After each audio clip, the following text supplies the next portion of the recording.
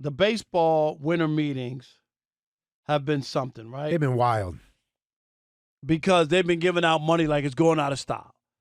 Whenever people talk about like the golden era of baseball, if you don't think this is the golden era, you don't know what you're talking about. Rob G, what like crazy 10 and 11-year contracts, right? You would think by now owners would be going the other way. And Right. giving like 5 years and saying we're not going. We learned past our that. lesson with Albert Pujols. Right, or whatever. We're not doing that. No. They want to control their costs, know what they have. Rob G, they look at it like this. If we do less, the guy could cost me more money down the road, or I have to pay him again, or to hold on to him. So they'd rather just pay the money up front. And remember the thing with baseball, too. You got to go through 6 years, right, without getting paid. So those are makeup for those years, too, Rob G, where you're not making any money. So remember that. But anyway, the big winner, Carlos Correa. An 11-year, $350 million contract with the San Francisco Giants. He's a winner, Rob G. He was a part of that Astros scandal, the cheating scandal. Carlos Correa was on that team when they were getting the information from the pitchers, right? And using it to hit. And nobody wanted him last year. That was his free agent year. So he went to the Minnesota Twins for 1 year, opted with a contract that he could opt out after every year. He opted out, and boy, did he get paid. It doesn't feel right. The Aaron Judge $360 million contract feels right, doesn't it? He bet on himself. He went out there, had an unbelievable season, set the American League record for home runs with 62. He led the Yankees to the playoffs. Carlos Correa was on the Twins. They didn't make the playoffs. They had an okay season. He had a decent season, Rob G. How shocked were you that the Giants, who did offer Judge $360, gave that money to Carlos Correa? I wasn't shocked at all, to be quite honest with you. And I know that a lot of people still hold the stench of the Houston Astros cheating scandal over his head. Probably because between him and, oh my God, his name escapes me. Altuve? Altuve with the buzzer. Right. You know, that don't take my jersey off because I don't want to be taking my shirt off. My wife doesn't want to see right with a bare chest on TV. But the next day he had his shirt off, whatever it is. I understand why those two guys specifically kind of draw the most ire. But to your point, Rob, he didn't get his deal last year that he wanted. He took the 3-year deal in Minnesota, which had the opt-out, which he exercised, became a free agent. But during that season, this quote-unquote gap year in Minnesota, he balled out again. So it wasn't just the buzzers and the trash cans that led to him being as good as he is. He batted .291, 22 homers, 140 OPS last season, which was right around the top of the shortstop market. Like better than guys like Trey Turner. Pick whoever your favorite shortstop is that was a free agent, which was a great class, Xander Bogaerts. They did. They had 3 shortstops. Yeah. I mean, right there. And Correa's numbers were as good or better in a lot of categories than those guys. So I understand why if you're San Francisco, you just missed out on Aaron Judge. You're in the same division with the Dodgers, who got stars up and down the roster. And the Padres. And the Padres, who are probably even more star-laden than the Dodgers.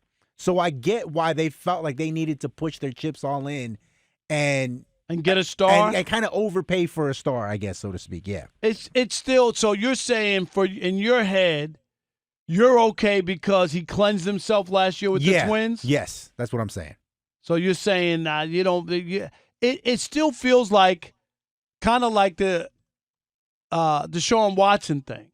Okay, like, how so? Explain it to me. Like he won, like he kind of had something bad happen, right? A bad situation. Wind up getting a fully guaranteed contract that other players who have played by the rules, didn't have any issues, Rob G, never got. And now you see Correa with the 4th biggest contract in the history of baseball. And it comes off a major scandal. Now, you're right. We don't know. That obviously, he could have batted .210. Mm-hmm. And then you might say, he, maybe he's not that guy. Right. But 291 definitely for a shortstop. 22 home runs. And the Giants were desperate. Buster Posey retired a year ago, right? Mm-hmm. Who do they really have? Who's their big star? They don't have one. They don't have one. And I think that's why they went so heavy on Aaron Judge. They need a marquee name. Yep. And the thing about the Giants is, and I know that maybe people don't realize it, because short-term memory, like, hey, the Dodgers have owned the NL West for like a decade almost, it feels like. Like they've won it 9 out of 10, I think. Right. But the Giants, at least if you live in L.A., a lot of people view the Giants as being the team to beat in that division because they're the ones who have the World Series rings to back it up. They won 3. The Dodgers kept getting to the World Series or getting the best record and have nothing to show for it. But here's why I think that it doesn't feel totally good. Okay. And maybe because I live in L.A. and I do local radio.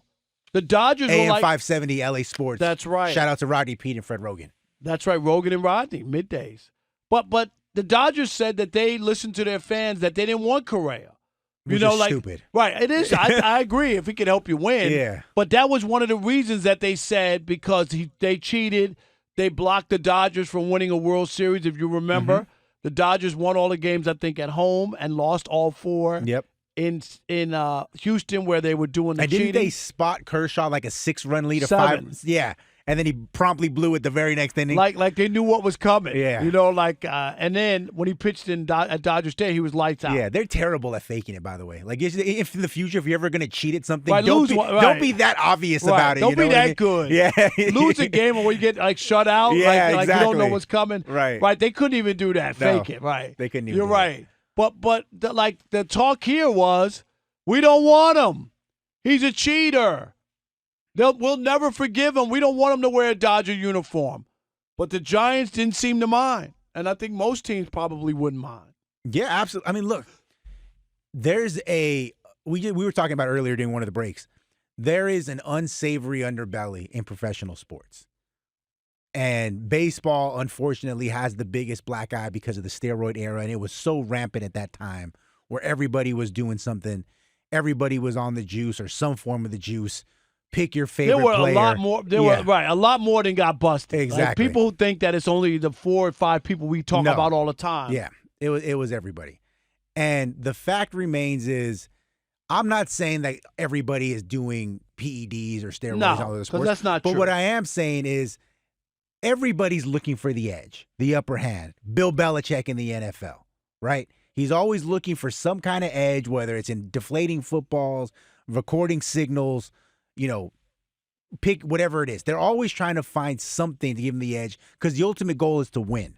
And the minute you get into a position where you start saying to yourself, we don't want this guy on our team because we don't think he's a good dude, because we don't think that he, is a stand-up guy and he does things on the up and up, that's where you're immediately fighting. You're in a position of not having any leverage anymore. You know what I mean? Because the ultimate goal should be to win. It doesn't matter if you win as the most stand-up guys in the room. Right. It matters, did you hoist the trophy or not? And especially if you're the Dodgers, where you've been at the altar so many times and you've only broke through once, and even some people have an issue with that because it was a 60-game shortened season because of COVID, you would think that you would do whatever you had to do to win. Yeah, but there are certain, and I think the bigger part for the Dodger fans is that was the team that beat you. I know what you're saying, because to me, unless you're suspended from the league, right? Right. The league didn't take away the championship. They didn't do anything. They didn't do anything. Matter of fact, all the players got immunity. Rob G, because in order for them to speak candidly about it.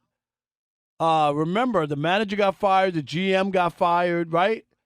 The bench coach got fired. I mean, Sure. it was ugly for because they allowed it to happen. The manager or the GM could have easily stepped in and said, what are we doing here? Mm-hmm. It was all set up, and they all knew what was going on in the dugout. Look, the way I see it, if you're the Dodgers, or in this case the Giants, and you have the opportunity to add one of the best players at his position, or if you're the Padres, you have the opportunity to bring back a guy who's been on PEDs, or if you're the Yankees, you brought it up, Tatis Jr., to trade for a guy who has that kind of talent.